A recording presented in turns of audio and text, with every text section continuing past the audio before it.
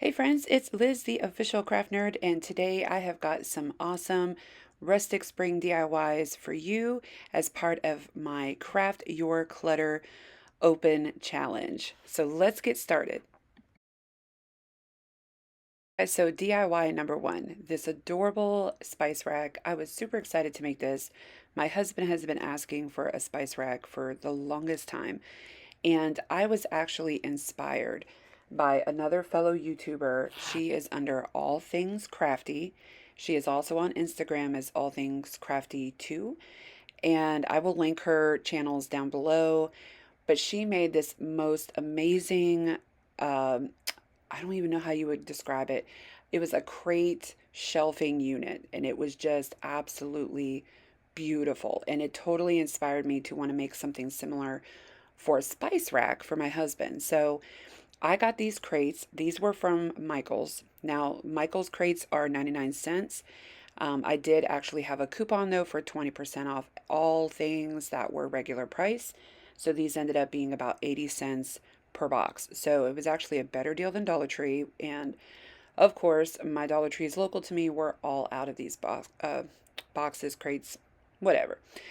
So what I'm doing here is I'm taking wood glue for the long-term hold and of course hot glue for my short-term hold to get these all glued together. So I'm just stacking them two two at a time, I guess you could say, one on top of each other. And then I'm going to secure them all side by side. So I didn't want this to be a tall shelf. My cabinet space and my counter space, there's not a lot of room in between to where I could have a tall shelf there. So this worked out perfectly for the height of basically the room that we have in our kitchen. So, yeah, this is actually probably one of my most favorite things I've actually done. And again, I always want to make sure I give credit where credit is due. This was totally an inspiration piece. And I really, it's one of those things that you wish that, oh my gosh, I wish I would have came up with that because it was amazing. And I know she has inspired tons of people with her projects.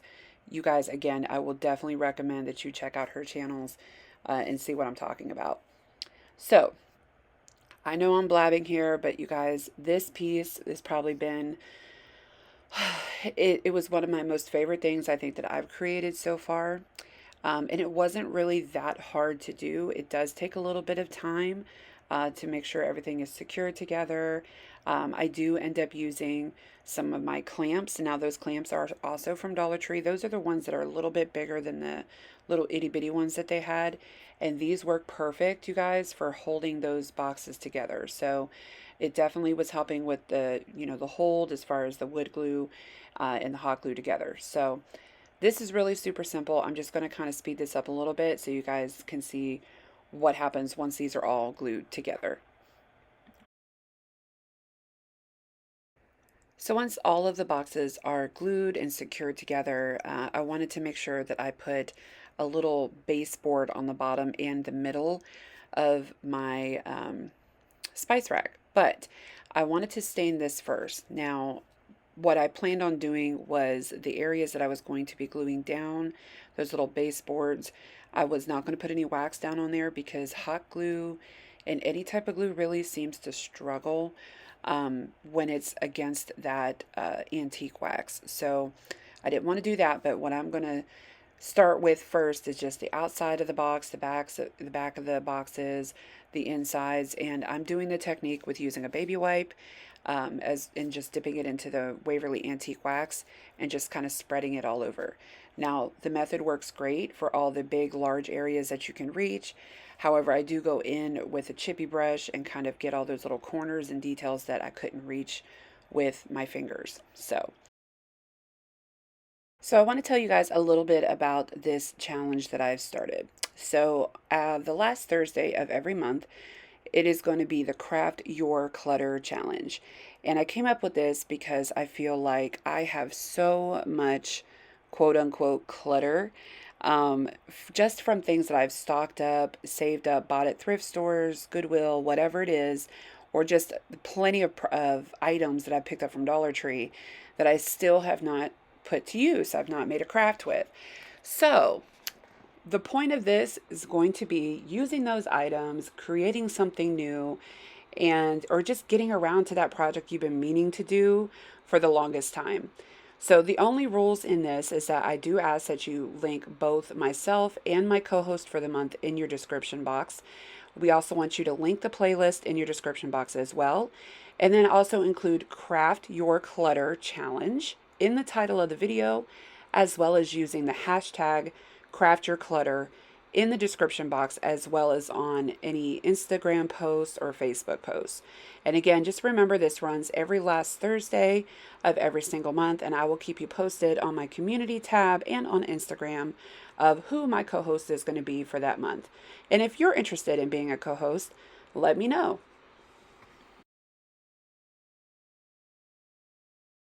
My co host for this month is the wonderful, amazing, talented Julia from the Mug Life DIY. If you don't already follow her, you guys, I highly suggest you do. She is so creative, so super adorable. You will absolutely love her. Her links to her channels and Instagram will be linked in my description box down below. So after I stain up some of these paint stir sticks, which I've already cut to fit those baseboard sections that I want to place them on, I'll dry them up real quick, and then I'm going to use hot glue as well as wood glue again, just to make sure I have a long-term and a short-term hold, or I should say quick hold, for my project.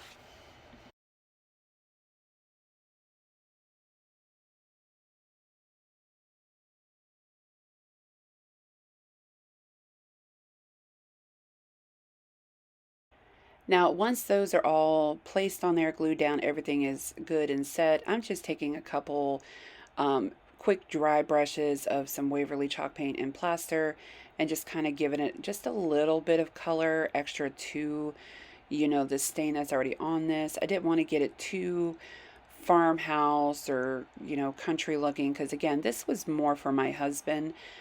He is the chef in our family, so the kitchen is pretty much his domain. So I didn't want it to be too girly or, anything like that. But I just thought that the little bit of the white just kind of gave it just a little bit of extra something something that it needed. Now, once that is completed, I am going to go ahead and take this really cool pen that I got. Now, this is called the Scorch pen, I believe it was. And basically, what it is you write or use it to draw, decorate, or whatever on wood, and then you hit it with your heat gun. And the hotter the heat, the darker the scorch effect will look, or the lighter the heat, whatever. Again, you get the concept there. So you can kind of see wherever I drew with that marker, it's starting to turn really dark, and that's basically giving it a wood burning uh, look to whatever you're doing on that piece of wood. So I just wanted to put just this really funny, cute little sign to add to this spice rack because, again, like I said, this is for my husband. And for him and I, laughter and humor is a part of our everyday life, like where there is no getting around that. And it just makes for a very happy marriage and a very happy life. So, yes, this might be a little bit crude for some people, but for me and my family, for my husband, this was spot on. So, you take the humor, you don't, it's okay. You can actually do whatever you want to if you decide to make something like this yourself. But this just worked out for us. So, this is the final project. This is after I actually added just a little bit more. I put some of that faux leather ribbon on there, and I added little feet to the bottom of this so it wasn't completely sitting on the counter. But this is it holding some of my husband's spices, as well as I added some little decorations. So tell me what you think about that in the comments down below.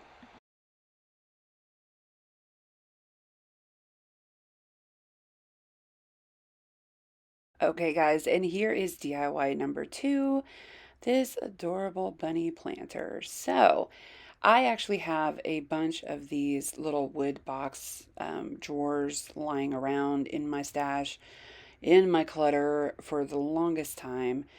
So I figured it is time to put these to use. So I did have one of these wooden bunny cutouts that I just thought would make for a very cute Easter decor piece. And I'm going to make it more my style, which again is on the verge of vintage, shabby chic type feel, very rustic, and even slightly country, I guess. I don't know. I'm kind of a blend of things. And truthfully, if you actually seen me in person and you see all my tattoos and all this, you may not think that that's my style, but I could surprise y'all. I'm a very mysterious person. But I am just going to take some of my favorite Waverly chalk paint, you guessed it, in plaster, and I am just doing a quick dry brush over this bunny. Now, it didn't need to be perfect, but it did get a full coat. And once I did that, I didn't dry it up like I normally would. I just went in right after it with my antique wax and started to give it a nice quick dry brush on the edges. Now, if you guys have seen any of my other videos, you know that that's the way I like to distress. I definitely take this wax and kind of do this dry brush technique from the ends and I drag it on into the insides. For me, that looks the best when it comes to dry brushing. And as far as this technique goes, I love this because the white paint is still not completely dry. So it's actually kind of mixing in with the Waverly wax and it just creates this really pretty rustic looking color. Like it is absolutely beautiful. I really loved how this turned out. This bunny has probably been one of my favorite Easter decorations I think I've made so far. And I really try to stick true to my style, true to what I like and what I'm going to put up in my home because that's where all of these pieces end up. Anything that I'm creating is going to be something I want to display in my home. And this bunny was like, yes, y'all. I loved how it turned out. So what I'm doing is I'm taking that box and I'm just going to go ahead and glue it to the back because I wanted it to be able to stand up and I'm just using it basically as a way for this to stand up. Now, yes, there are other options. You could totally just take some Jenga blocks and glue those to the back of it. Or you could have put both of these boxes on the front of the bunny. And that really was my intention at first, was to do both of the boxes up front. But I really liked how that bunny came out, and I didn't want to hide too much of him with these boxes. So I thought, I'm just going to use one for the back to hold it up and one for the front. And so all I'm doing on this is right now, just of course, taking a baby wipe and I'm doing the antique wax with that baby wipe technique all over this box. And I just wanted it to give it a little bit of darker look. And then I'm going to hit it with some of my plaster. I'm actually just going to kind of do some quick lines across the front to kind of give it a wood effect.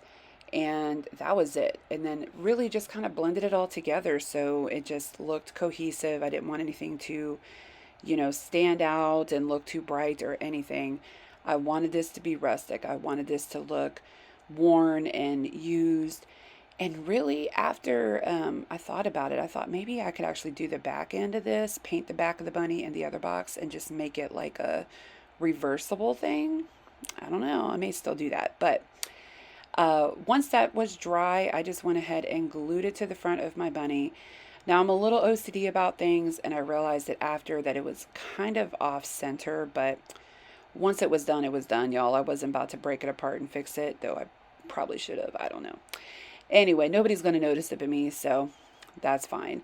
Took a piece of some floral foam and just wedged it down on in there, and I went ahead and used, obviously my awesome handy dandy little ladybug vacuum. You guys, I'm all about that vacuum. I love that vacuum, guys. It is, anyway, I am not sponsored by the ladybug vacuum, just saying.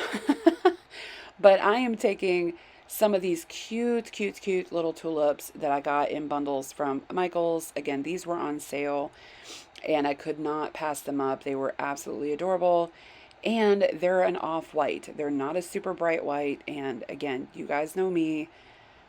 I like these off-white colors more so than the bright stuff. So, but I thought this was super freaking cute, you guys. Super simple, very easy to do. You guys will have to tell me what you think about this one because, again, this is another really awesome Easter one that I think I'm super proud of. And it was so easy to do, like super, super easy and super affordable. So let me know what you guys think down below. Okay, and on to our final DIY, number 3. So this is a little bit different. This is something I've seen others do, and I've always wanted to try to recreate it. So I thought, let's give it a shot. I have had these teacups, this tea set, sitting in my storage for I don't even know how long. I thought the pattern was beautiful. I really liked it. I was actually using it for photo props when I was doing some children's photography and everything like that, and thought, I haven't really used these in so long. This would be perfect. So, what you're seeing me use is just some gel super glue, and I am basically bending a fork and placing one end down on the plate and the other in the cup. And I'm just making sure that those are secure. Now, what you can see there is that this was top heavy once the teacup was on top. So I needed to come up with a way to counteract that and weigh down the plate. So I'm just taking some of this sea glass from the Dollar Tree, and I am stacking it up around the bottom of that fork, and I'm just gluing that stuff right on down. And I'm using super glue as well as hot glue, and this is just going to put that extra weight on there that is much needed for this project to work out. So I didn't want any of the silver from the fork to show. So I'm just taking some of my paint again and just kind of giving it a quick once over the fork and over the sea glass and everything, just to hide this. Again, we're going to cover this up. This is going to get covered in flowers. But I just wanted to make sure that there wasn't any chance that you would see the mystery that is what the floating teacup is. So, yeah, I just covered it up with the white paint. You can definitely do that or not. It's going to be completely up to you and how you decide to style yours if you just, decide to make something like this. But I thought this worked out perfect for the idea that I was trying to get across. So once those are painted, now the fun starts to begin. I am taking these foam flowers.